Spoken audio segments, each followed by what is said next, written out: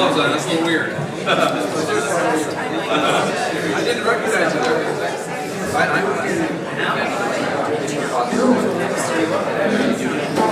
No, there's hell.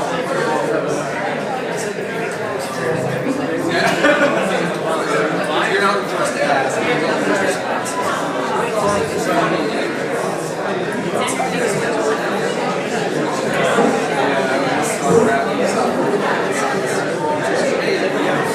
It doesn't matter if you're like 400 miles or 40 feet. You got to wrap it up and say, hey,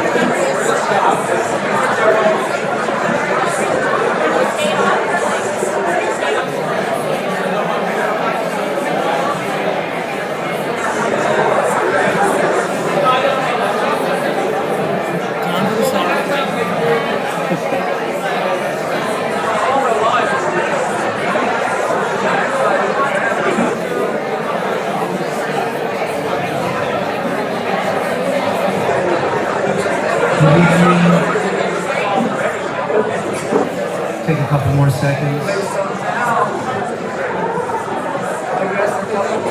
Welcome to Inform. Thank you for all coming out. My name is Rupert. Just wanted to say thank you for coming out, and also thank the Inform staff for organizing this event. Inform, of course, is located on the traditional, ancestral, and unceded lands of the Musqueam, Squamish, and Tsleil-Waututh nations. Tonight, we have, tonight's event, Collectors' Perspectives. And we have a conversation with John David Lawrence of Doda, who is quite a legend. And in conversation with curator Dinah Agaitis, who is formerly of the Vancouver Art Gallery, so she's hardcore. So yes, welcome tonight, and without further ado, yes, please.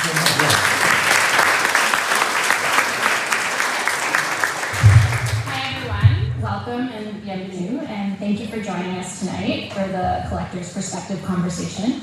That also coincides with the CSDA's 41st annual symposium, Supernatural Place and Practice. I'm Stephanie Rebick. I'm the Director of Publishing and Content Strategy at the Vancouver Art Gallery, and I'm also a CSDA board member. We would like to thank our sponsors, the International Society of Appraisers, HSBC Bonhams, the Stewart Program for Modern Design, Craft Council of BC, and for tonight's event, we would also like to acknowledge the Northwest Ceramic Foundation as well as Inform Interiors for their support. And now for this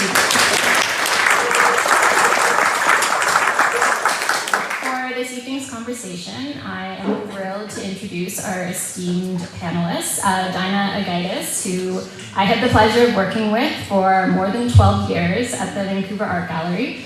Her official title is Chief Curator Emerita from the Vancouver Art Gallery, and she led the curatorial program between 1997 and 2017. She organized dozens of exhibitions by local, national, and international artists. Her CV is far too long and illustrious for me to summarize tonight, but I also want to mention that she is the recipient of the 2023 Alvin Balcon Curator's Prize.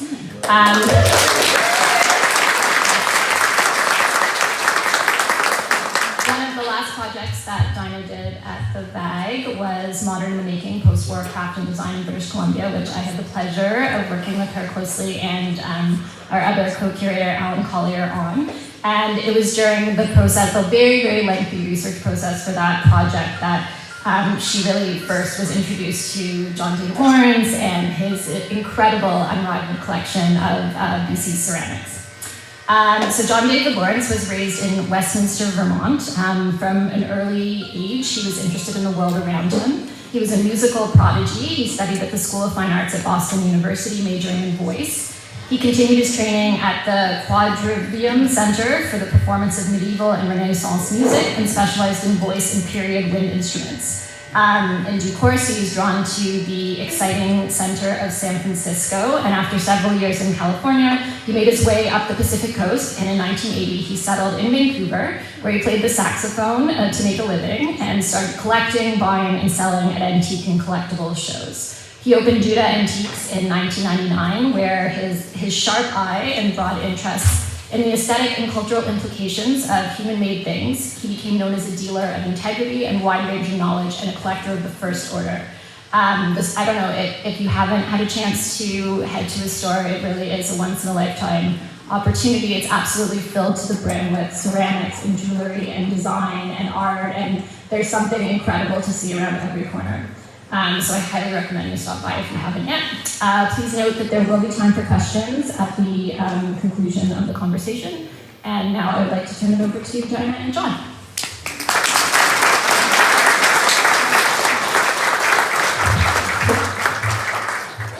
Thank you, Stephanie. That was a very long, lengthy introduction, and I'm very grateful, aren't you? Yes. And thanks to everyone at the Canadian Society of Decorative Arts. And I hope you have a great conference here today. Thank you, everybody, for coming. And I also want to do a shout out for Inform, not just for the people that help organize tonight, but for all of the discussions and panels that you have here, and for keeping the discourse alive, and for stimulating it, and for encouraging all of us to look and see and talk. So, thank you.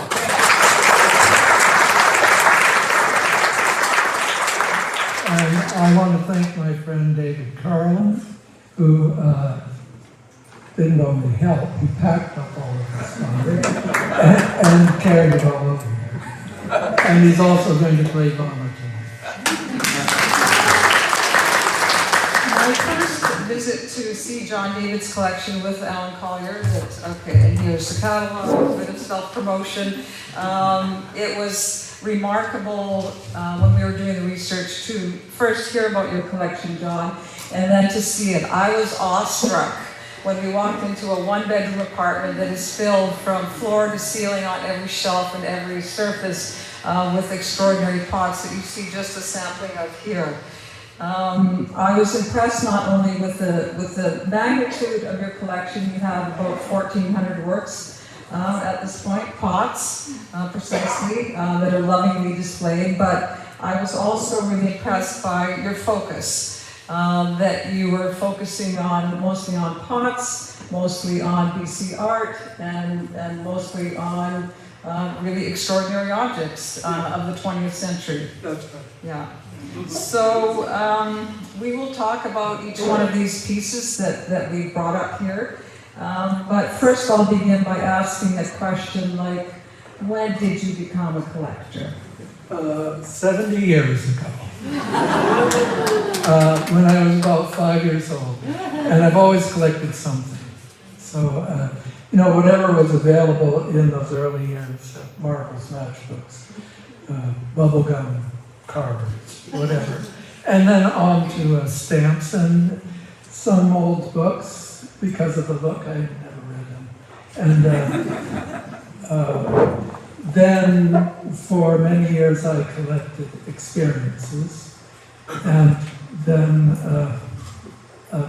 about 1984, I started collecting glass, mid-century art glass, and when I got a shop in '99, I sold all the art glass and started collecting BC pottery. And what made you switch? What made you switch to ceramics? Well, the customers that were coming into my shop were very interested in ceramics, and especially in BC ceramics. And a couple of them in particular, one named Tom Weir, a man who was a senior, 20 or 30 years senior to myself. He one day asked if I wanted to look at some pots he had at his house that he wanted to sell. I went to his house. It was a fairly large 60s modern 4-bedroom house, and the house was full of collectibles. Some rooms, like the dining room, had a swinging door. You had to pull it out because you couldn't push it in. There was too much on the floor. And then you had to move things to make a path if you like the looks of something across the room. So he inspired me for sure. And then even further so because he knew all these potters. He bought from Olia Davis. He was friends with Tommy Kakinuma. And so I knew where the pots came from and heard stories about them as I was buying them. You've had a very steep learning curve, though. Like when you enter a new field, you're now an expert. So was it people who contributed that knowledge? What were the influences and the learning points? Well, the first influence is the pot itself. I have to like the pot to pick up the pot. I'm not very much of a reader for research of something I don't already have. I tend to find something and then I research it. Same in my shop, I have tens of thousands of little objects of different sorts, but I don't always know what they are. I just know the look of them is attractive to me, and then I research it. Thanks to the internet, I don't spend much time at the library. And people know now that you're a collector, so I'm sure they're coming into your shop with boxes of things. And so what makes you decide that you're going to keep this piece and another one that you're going to sell in your shop? What drives you to collect? Well, some pots this one, it never even made it to the shop because I traded for it with a friend who has a great collection also. But generally, it's a pot I really like just on its own before even knowing who made it. It's more likely to go home. But also, it depends a lot on what's missing in my collection. If there's a piece of some particular, like if I came across an Olia Davis, I'd want to take it home because there's so few. So tonight, instead of doing a slideshow, we're doing an analog presentation here. And John David has selected 18 objects from his vast collection that gives a kind of arc, a historical arc of BC ceramics from the early 1920s to the end of the century.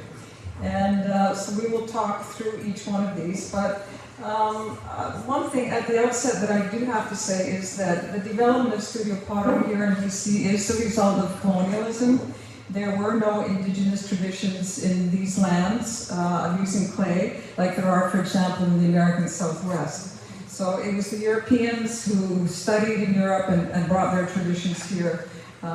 This is the legacy that we're actually looking at here. So why don't we begin with Axel Ibring. He was born in Sweden, an immigrant, and why is he important? Well, Axel Ibring was the first professional potter in BC. There's been a lot written about him in various ceramics recounts, and my first reading of it was that he arrived here in about 1924, but he had been in the United States for several years, maybe even a decade before that, working in the logging and mining industry, even though he was at the time a master potter. He came to BC. He immigrated to Notch Hill, which is sort of between Kamloops and Kelowna, I believe. And he stayed there about a decade. This pot is marked Notch Hill, so it comes from that early period. And then he moved. Most of his followers believed because he ran out of clay in Notch Hill, and he moved to Vernon, where he had fresh clay, and he also built his shack across from a sawmill, where he had wood for his fires. Yeah, it's quite amazing that this work from the 1920s and 30s, that you have such a big collection and there seems to be work around. So he really must have been very active as a ceramicist, and I understand that he sold to tourists who came through the region as well. He did. He made lots of utilitarian, like one of my favorite things of his are stacks of bowls, shallow bowls that look like pie plates, but they stack up different sizes. They're very beautiful. But the shape is still very much of the 20s and 30s. It's curved, and it's really just the clay bodies that give the extraordinary colors. They're almost like paintings. Let's move on to Grace Melvin, another immigrant who taught at the Glasgow School of Art. And what makes her unique? Well, Grace Melvin was invited to come to Vancouver by her brother-in-law, Charles Scott, at the Vancouver School of Art, and she was the first, she established their Department of Design and Craft. And she taught clay building, but she also, her passion was lettering and illumination. And this plate, I got it, I don't remember where I got it, but I got it before I knew who Grace Melvin was because I found it so attractive. And it's the only Grace Melvin piece of pottery I've ever seen. I have had her paintings before and sold them in my shop. Yeah, she was quite a force. She taught until the 1950s, so she had a sphere of influence for about 30 years around this kind of embellishment and decoration. But I would say that in the end that her influence was maybe not that great, because you don't see a lot of pots that look like that. So she was key in developing the department, but maybe it was the fine arts where the artists were more influenced by her. Another fantastic woman, a lot of women were at the beginning of the history here, Molly Carter. Why was she such a dynamo? Molly Carter was a great potter, and she was the first teacher at UBC. I think you had the information what that society was. She was teaching in the basement around 1949. She had actually taken some classes at some point with Grace Melvin.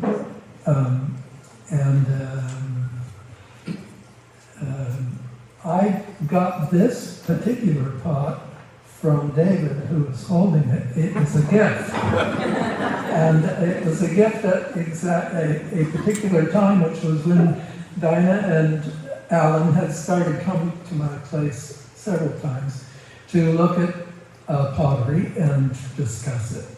And David said, "You need this pot." And I showed it to Alan when I got it. He said, "It's the Holy Grail. Holy Grail. yeah, it's the Holy Grail of BC pottery."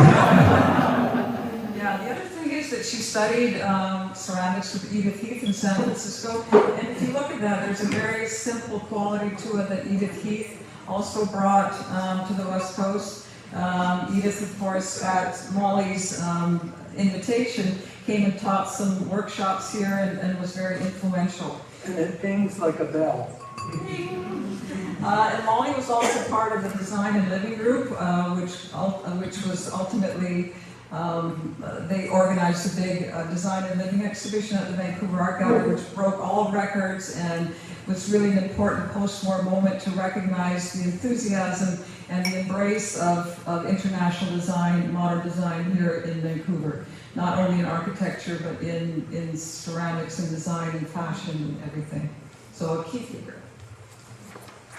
And now we move on to yet another fantastic woman from that period, Olia Davis. My friend Tom did know Olia Davis. He didn't buy this particular pot from her, but he bought a number, and one of those was the first of her work that I had. And she was really a dynamo. I mean, reading about her, she took classes with Molly Carter, I think. Anyway, she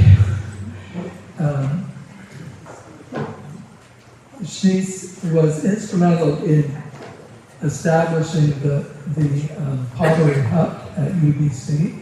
And then that was 52, and then just a few years later, she's also accredited with establishing the BC Potters Guild and being its first president. Yeah, and I don't think enough can be said about the ceramics hut out at UBC at that time. UBC was expanding, they had all these army huts there that they were using for their classrooms and all sorts of things. So she managed to commandeer one of those that became known as a ceramic hut. And so many influential people came through there especially during the 50s and into the 60s. And it was also a time when the Canadian government was very supportive of craft production and supported international shows and residencies of ceramics. So there was a lot of interest across the country. And BC Potters, whenever they participated in these national shows, where I read, they were taking away at least half of the prizes. So it was a very active community here. And among those prize winners was Tommy Kakanuma. Tommy Kakanuma, a Japanese-Canadian who arrived in Canada in 1937. Yep, and he went east and he studied painting at Ontario College of Art, and then he went to the New York Artists League and worked there, studied there. And when he came back to BC around 1950, 51, he took some classes with Ole Davis, and then soon he was teaching classes. And this pot, which is just a phenomenal piece of architecture, I got this pot in a trade also with another great collector. And to trade for it, I traded an Ole Davis piece. Tommy there was a big exhibition of Tommy's work at the West Van Museum a couple of years ago, and it was very exciting to see the works brought together. He was no longer living, but his family is still very much alive and has fantastic lampshades and the full range of his work. So he was very adept at making these very large pieces, also sculptural pieces. And you find a lot of these little owls, little birds, little animals that were very saleable, and every modern home needed to have one of those. He had a family that he had to support, so he was working at both ends. That's right. A good friend of mine who knew him as TK, she had the Emporium Antiques, which is about a block from here in Gastown, and he used to come into their shop to sell them birds for $2.50. Another person associated with the ceramic hut out at UBC was Santo Mignosa, another immigrant, this time from Italy. What can you say about him? Well, Santo Mignosa was a great sculptor, and these again I traded for with the same potter collector as this, and they're called moon rocks. One of my favorite pieces was the tall piece that was too big to bring. It was in the bag show, and if you go into the archives of UBC, we found a picture of Santo Mignosa working at his wheel, and on the table next to him was the piece that was in the show. Yeah, he also studied at Alfred University in upstate New York, which is, of course, like the mecca for ceramicists. And because he was doing all this handwork and sculptural work, he was also participating in international shows and getting international prizes, and really was part of the vanguard of the ceramics movement for that period. Sadly, he passed away last year, but when we did the studio visit there, he had all these things in the yard and water fountains and really extraordinary things. It's a generation who is slipping away, and sometimes a lot of their works slip away too and aren't always recognized or collected by great people like you, so you're doing a big service. Another person who we'll move on to now is John Reeve. And in talking about John Reeve, one of course speaks about Bernard Leach, because John Reeve was, John Reeve was the first BC potter among many to go to Britain, to St. Ives, to study with Bernard Leach. And Bernard Leach he was actually born in Japan, although raised in Britain, and very interested in combining Asian and Western philosophies in his art making, and making everyday objects for everyday people. And really the father of the international studio pottery movement. So more about John Reeve. John Reeve was at St. Ives for 3 years in the mid-50s. He was the first and longest lasting of the apprentices who went here. He was up at Roberts Creek with a number of other great potters who just couldn't bring them all. And this particular pot, which is one of the first ones that I got of John Reeve, I bought from Carol Idler, who is a great local artist and who Yes, we had an opening last night. had an opening last night at the Belkin Gallery. And Carol sold me that pot, which she got from John Reeve. And it was made with the Mats. It has the Matsky mark, which means it was made in Matsky in the studio of Herman Veneman. One of the pluses of that pot is that she also gave me, along with it, a short story, just a couple of pages, about being at Roberts Creek, where she spent the summers with her children.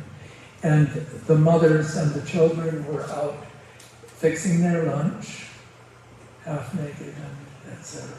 And they knew that the great master was there. And the great master was Michael Cardew. And so they took the other path, and the Potters brought him on the other path. So she told him, with nothing else to say, she told him about her friend's great collection of his African pots. And the best part of the story for her was that for years after that, he recounted that encounter. And John Reeve happened to be, I snuck into Nova Scotia College of Art and Design through the ceramics program in the basement. I came in through the basement door, and the first summer John Reeve was teaching the program in the summer. So he did a great firing in the kiln, and because he was quite itinerant, he taught everywhere, in many places in North America, and he kept moving around. He says, well, I'm not taking any of these pots with me, so he invited all of the students to help themselves. So I have a beautiful bright yellow picture. And this is a John Reeve pot also, and I believe, thanks to a collector who's here tonight, that the second mark, he always used two marks like he'd learned to do at St. Ives. The second mark is Farnham Potteries, which I believe he and Glenn Lewis started together. Seems to be. In Cornwall. I think no collection is complete without a work by Tam Irving. Let's talk about Tam.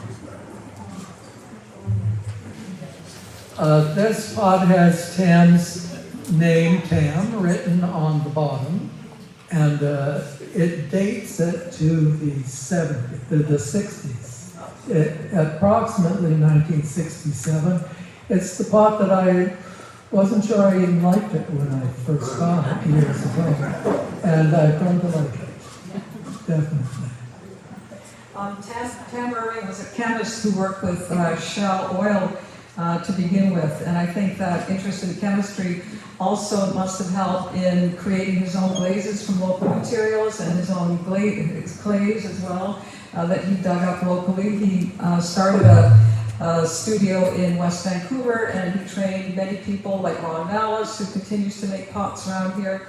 And he was really well known for decades for the production ware that he made that was sold across the country. Really beautiful, the antithesis of this, but again, many artists were swinging from one end of functionality to the other end of experimentation and sculpture. And now we're turning to Wayne again. How many pieces of Wayne's do you have in the collection? Well, I have had as many as 150. And why is that? Because I love his work. And I couldn't say no to taking it home. Although I do have pieces of his for sale in my shop, and I have had them before and sold quite a few. This particular piece I had in my shop soon after I opened it. It would have been 2002 or 3, and I didn't know who made it. I liked it a lot. It's from the 1960s, and there was a Chinese fellow who used to come to the shop, to the mall where I was, twice a year, and he stayed a long time, and he went around through all the other shops, and other keepers told me he was looking for paintings. But he came into my shop, and he picked this up, and he brought it up to the desk, and he said, "How much is this pot?" And I said, "It's 175, I don't know who made it, but I really like it." He said, "Well, I made it." And then we developed a bit of a friendship, not a constant, but he did come to my place soon after that and identified some other pots that weren't even signed and signed them for me. And then he came when we were doing the show. And this piece, I just love this piece because of the blue salt plays and the shape. I bought it at a Croatian sale from an old Chinese couple who sold there quite often and who always had some of his work and other local potters along with Chinese ceramics. And they knew what they had. It wasn't a garage sale price, but it was very reasonable 15 years ago. And Wayne was born in China, and so he studied Song and Ming era Chinese pottery. He also studied Japanese pottery, so he was able to bring many worlds together and many histories together in the work that he made over decades in his fantastic studio on Hornby Island, where he had several kilns, and he's deceased now, but his daughters are restoring it, and we hope that they'll open it to the public again. One more piece by Wayne's there. John couldn't resist. But Wayne also did raku. He had a raku kiln and made these extraordinary tea bowls. And this one is a kind of anti-aesthetic piece. It's got a pocked glaze on the outside, but that's what attracted you to it, right? That's what attracted me, and the yellow birds, or whatever they are. And then I actually sold that piece to a very close friend of mine who was a collector of British Columbia and specifically Vancouver objects. And I bought it back from him years later when he was dissolving his collections. And Wayne kind of epitomizes that back to the land movement, where a number of ceramicists were interested in going and living in more remote areas, being influenced by nature and surviving in that natural world, and Wayne is certainly one of them. Moving on, somebody that I didn't know anything about, Otto Wickman. Otto Wickman was a master potter from Germany, and he emigrated to Vancouver. I had always thought early 70s, mid 70s. Some think it was a little later, early 80s. I started finding his work even before I was collecting pottery. I was finding it to buy and sell at antique shows because of the crystalline glazes. And I was collecting some of them myself, and I have a lot of them because I love the crystalline glaze. And one day, after a few years, I found a pot that had his sticker on the bottom, his label, that told his studio address in Surrey. And after that, he moved to White Rock as well. And next we're moving on to Walter Dexter with a rather heavy piece.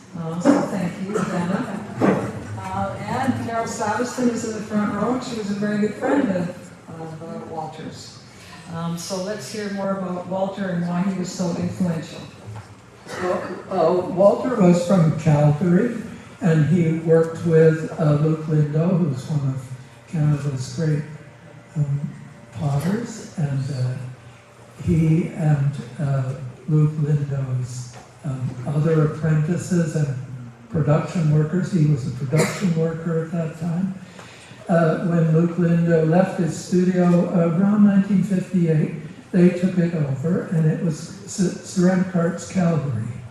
And it was only a few years later that he moved to Kelowna, opening a studio in Kelowna, and made the connection, the cross connection between Alberta and BC. I was also very interested in it because my friend Tom, who I told you, he in 1952 was a potter himself, and he went to a workshop with Luke Lindo and became friends with Wally, as he called him, and they remained friends through their life. But a year or two after 1952, Tom decided he couldn't make a living as a potter, so he did something else. And this particular pot, I've really only owned it less than a year. I got it in a trade, and I liked it enough that I traded a large Wayne McGann for it.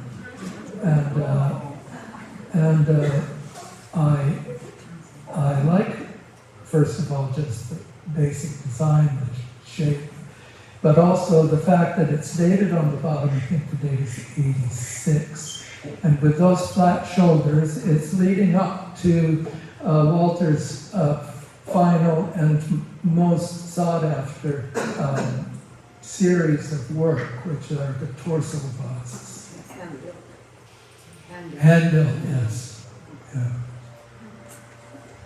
Yeah, and Ron Tribe, as well as others, also had the opportunity to show at Expo 67.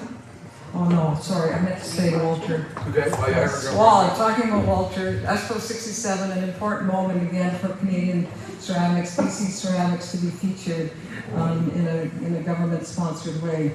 Okay, now we're moving on to your favorite artist, right? Ron Tribe. If a collector can have any favorites, is this it? Well, if I have to say I have a favorite, in the shop I refuse to say this is my favorite thing in the shop. But Ron Tribe is often the one I settle on if I'm at home with my collection as my favorite. He was a great sculptor. He came to BC, and he had a career as a businessman for 20 years. And he finally gave up business, took a chance, and went to art school. And he, soon after getting into art school, without any design on clay, he found that clay was his medium. And this particular piece, there's a picture of it, not of this specific one, but of this design with these wings, or in a 1978 book that Bob Kingsman put together. And I talked to Ron Tribe once on the phone, because I had written a little article about him for the BC Potters Guild when it was still on paper, which I liked a lot. And so he called me to thank me for writing something about him.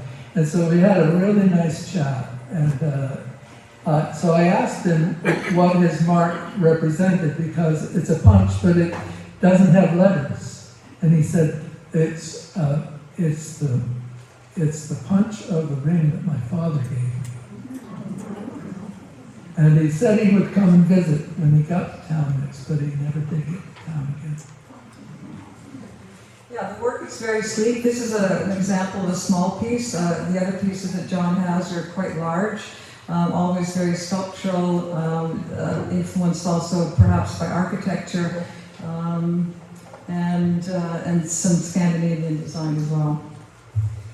And then an artist that you knew very well, Bill Rennie. Bill Rennie was a great friend for about 40 years. And I have brought this because we could carry it. My favorite piece of his that I have, or at least one of them, is to scale replica of St. Basil's Cathedral. It stands 3 feet tall and comes in 32 pieces. And he was a very unusual person.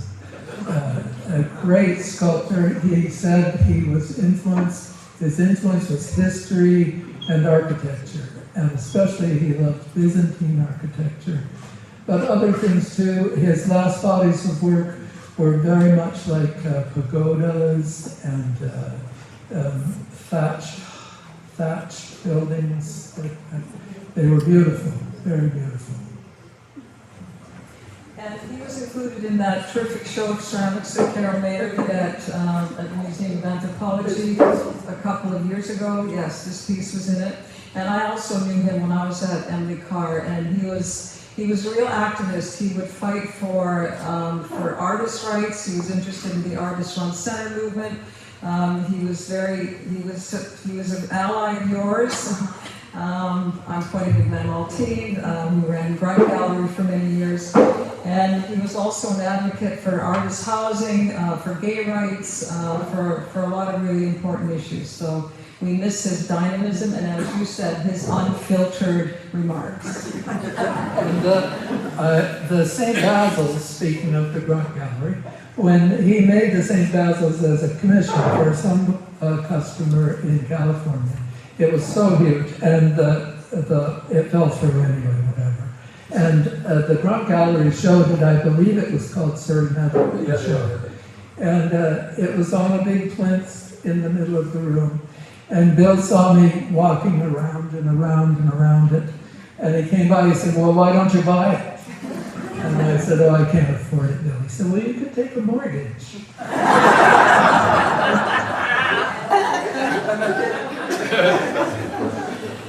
Okay, and the last artist that we're going to talk about is Laura Wheelalak, and the extraordinary beauty of her work is unrivaled. Laura's also a close friend and longer time friend. I first met Laura in, I think it was 1978. I had just come to BC. I hadn't ever been to Vancouver. I was on Vancouver Island.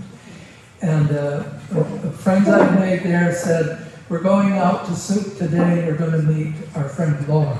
She's a potter, and she had given instructions that she would be late. She was doing a class, and the key was under the pot by the door.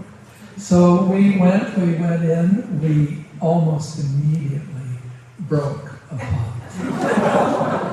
And we sat there for an hour, long-faced and whatever. And Laura came in and she looked at us and she said, what's going on? And we said, well, we broke this pot. And she broke into hysterical laughter and said, do you know how many pots I've broken?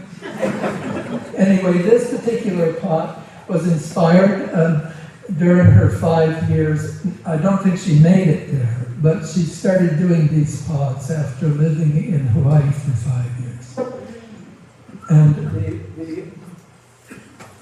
this pot was an earlier piece. This was done in 1986, and this was the first pot of my whole collection that I have, because she gave it to me as a birthday gift one year.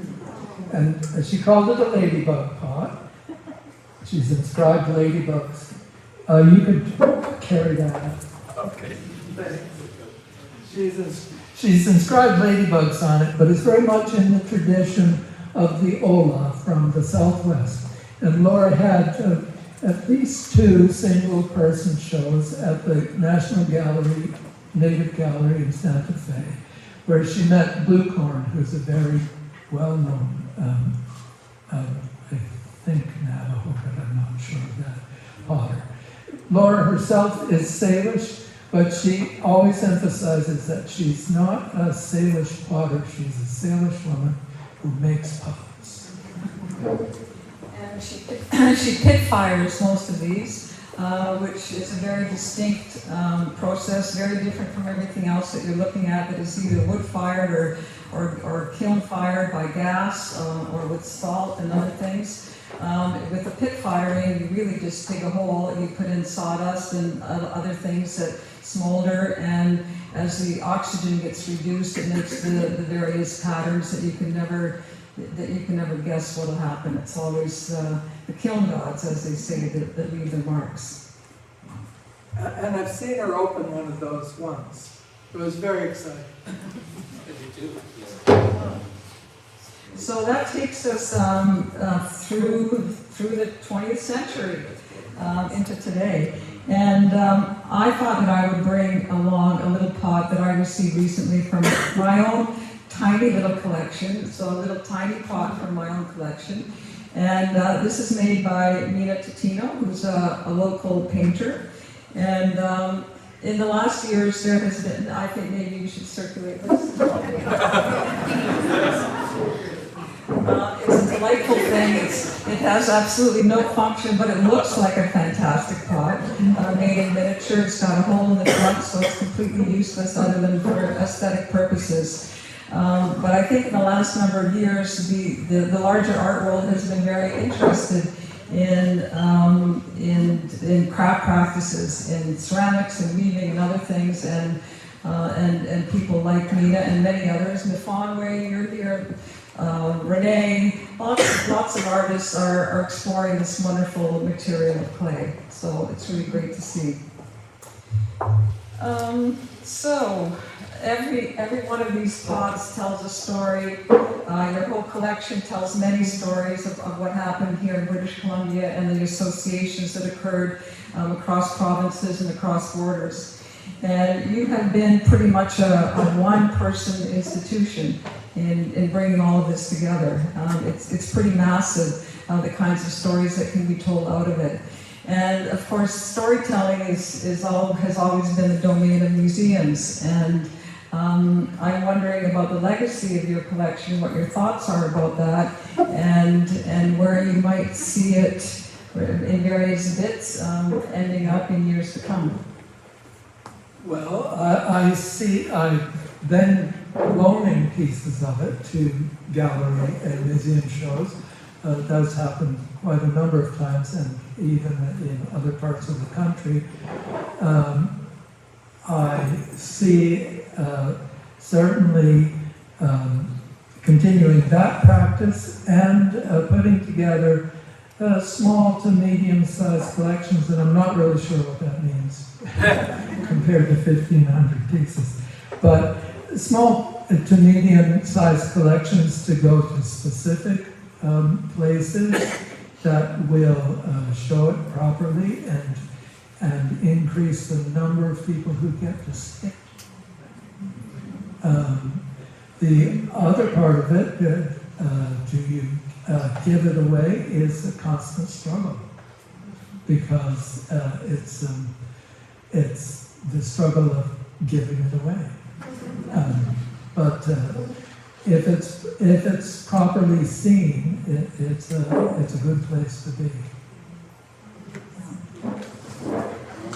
Well, that takes us to the end of our formal presentation. I don't know if there's time left for questions. Yeah. Is there a roving mic, or is that's the other one? So maybe I'll This is- bring it. Yes, questions from the audience, please. Anyone?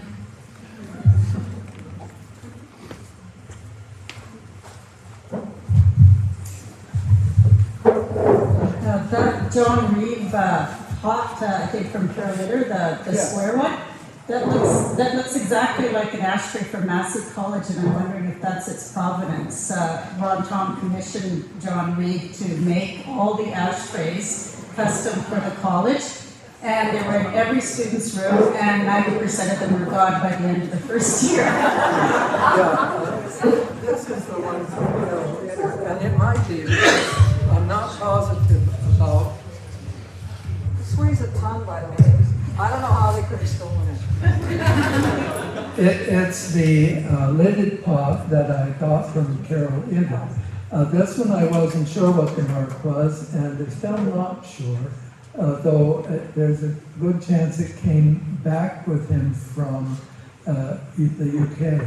But it might be what you're saying. I know there were pieces of that collection that were in the Throne Show, I believe. Something to research.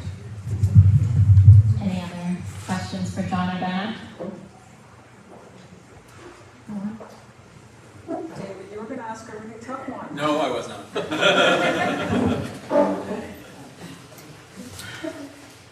Well, if there's nothing else, I will thank you all for joining us for this informative conversation with Dinah and John David. And I would like to thank Nancy Benson and her team at Inform for collaborating with us on this special evening. We are so grateful for their support. This concludes the first day of the CSDA Symposium. For delegates, please make your way to the bus waiting outside. It will depart at 7:15, and we will see you all tomorrow. Thank you.